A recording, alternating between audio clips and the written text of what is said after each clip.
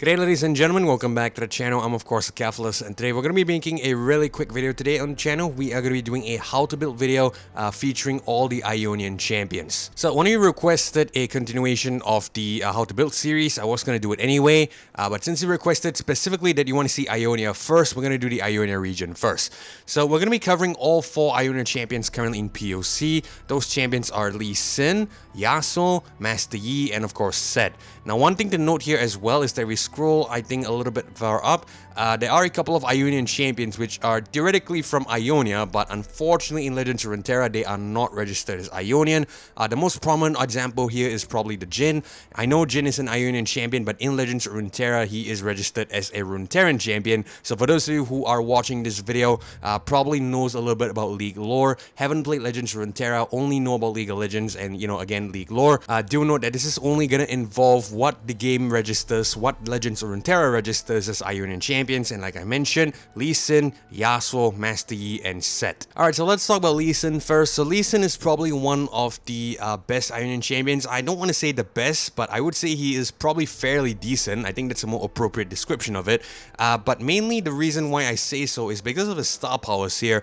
He's able to essentially get a +8/+8 with Dragon Spirit 2. That is assuming they have Dragon Spirit 2, but if you have Dragon Spirit 1, it's still fine. It should be a +4/+4. Obviously not as big, but it's still pretty decent. Anyway, in terms of the relics here, I would go with an Archangel Staff and a Chemtech Duplicator. The reason why I would go for this is because we will want to play a lot of spells with Lee Sin. Again, we want to essentially be able to trigger the +8/+8 when we play our second spell in a round. So having the Archangel Staff will allow us to play a little bit more spells, allow us the extra flexibility to do so.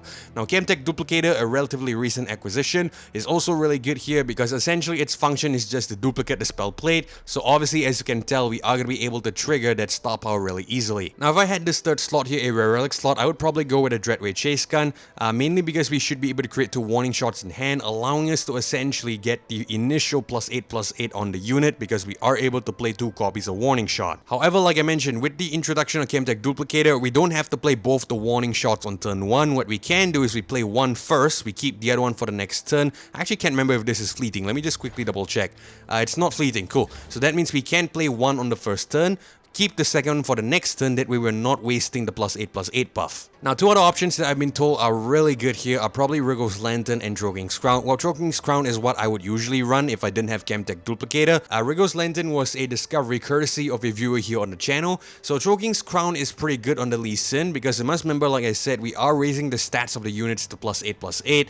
So that means we have the Overwhelm. We should be able to deal even more damage to the Nexus. Riggo's Lantern is also pretty nice because Lee Sin comes onto the board pretty late at 5 cost. So having the round end grant impact twice will allow him to get some impact stacks. But the main reason why we're going Riggo's Lantern here is because of Lee Sin's champion spell, or is it his level 2? I think it's his level 2. Let me just quickly head back out and show you. So we go into Lee Sin here, and we go into his level 2. He will Dragon's Rage enemies that he challenges. Now, Dragon's Rage here is considered a strike into the Nexus. So having that Riggo's Lantern impact, unfortunately I forgot to save the build there, but having that Riggo's Lantern impact will essentially contribute or consider towards the Nexus strike, allowing you to deal a lot more damage with the Lee Sin. So therefore, if you're able to stack a couple of Riggo's Lanterns on the Lee Sin, it is actually pretty decent. You can instantly deal like 30 damage onto the Nexus courtesy of just challenging with the Lee Sin. So I think that's pretty insane and definitely recommend it. Now, another build that I would suggest is probably Shadeleaf in CSF, and the reason why I think this is good is because of the star powers of the Lee Sin here, allowing the units to get a +8/+8 stat buff. So having that Shadeleaf will give the supported ally the elusive. You have to be sure to plan this correctly, that way you're able to support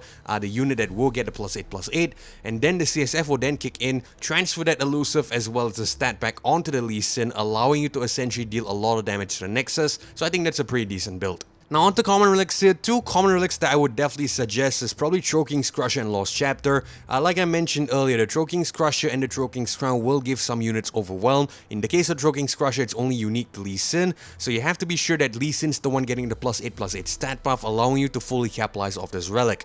Lost Chapter is also pretty nice because the second you summon the Lee Sin, you're able to refill your spell mana, allow it to play more spells, hopefully be able to get some stat buffs, and then take advantage of Overwhelm or whatever you are trying to go for. Now, quite frankly, quite honestly, I am struggling to think of a third relic that I would run on the Lee Sin. Personally, I've never needed to use any other common relics outside of these two here, but if I really had to suggest something, I would say Spell Shield is obviously a really good choice overall, allowing you to protect yourself from obliterates as well as kill spells, and at the same time Lee Sin is a 3 attack unit, so that would give him a little bit of protection against Culling Strikes and Noxian decks, so I think this could be a pretty good option here. Alright, moving on to Yasuo now. So Yasuo is actually one of my favorite champions here in POC.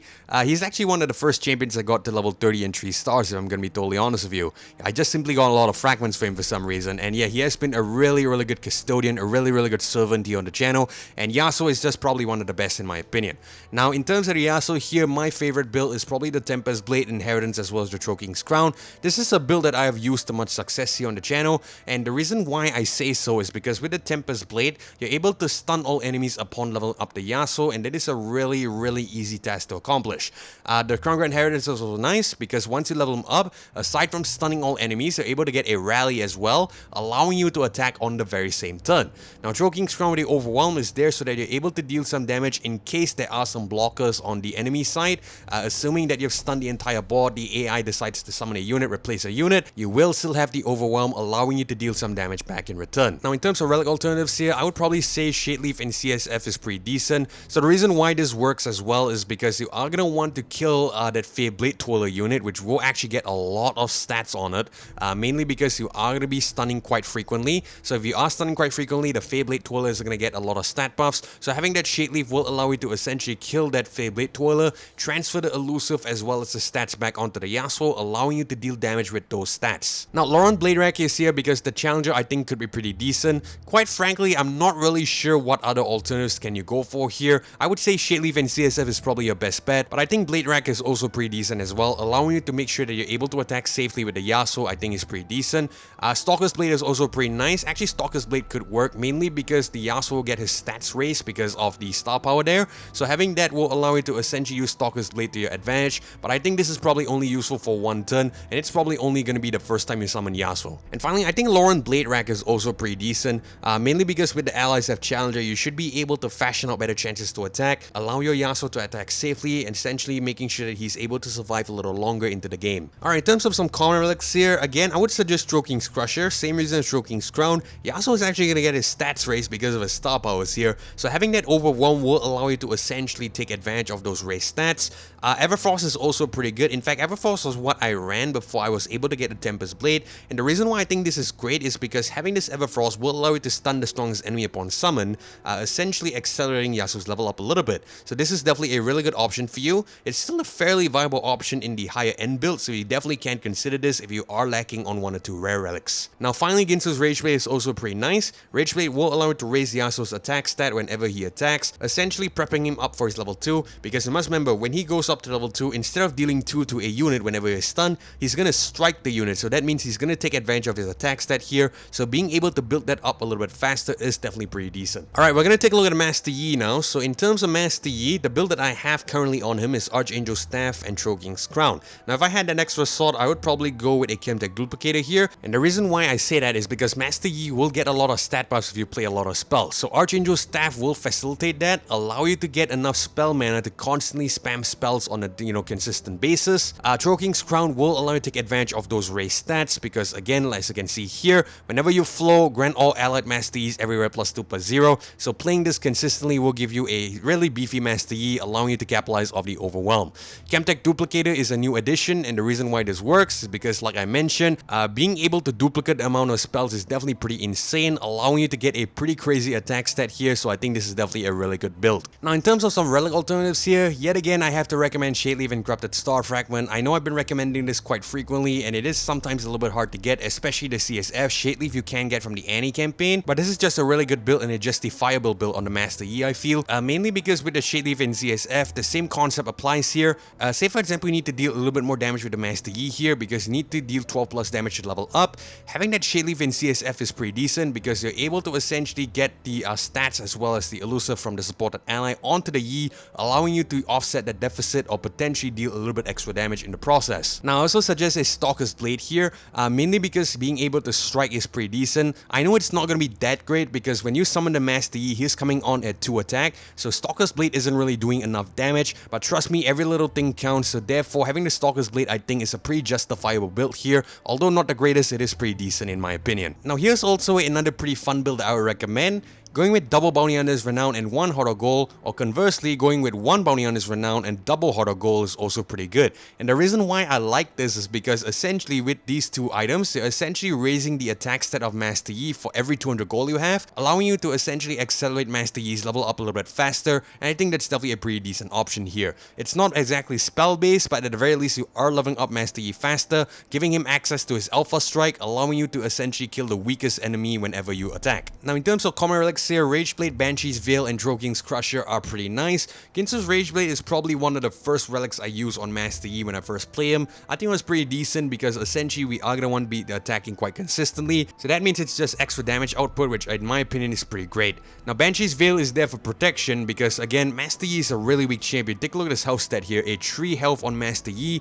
You are going to want some protection in the form of Banshee's Veil, protecting yourself against those Pilt Over removals as well as those Shadow Isles removals, and of course the Nox in Culling Strike and whatnot. So I think this is definitely a really good option here, the Banshee's Veil. Now I'm also going to Droking's Crusher here, and that reminds me, if we go with the Droking's Crusher, automatically that qualifies a Droking's Crown, having the same effect. The difference is Droking's Crown is for every single ally, but Droking's Crusher is only uniquely for the champion alone. And the reason why I say Droking's Crusher works is because of the flow here, being able to raise the Master Yi stats. You may be able to take advantage of the Droking's Crusher, allowing you to deal extra damage to the Nexus as well as kill the enemy. Alright, so let's take a look at the newest champion for the Ionia region here, which is Sett. So for Sett, I would personally recommend Archangel's Staff, Berserker's Buckle, and the Droking's Crown. Now the reason why I say this is because Archangel's Staff will give you all the mana you need to essentially make sure Sett is able to level up quickly.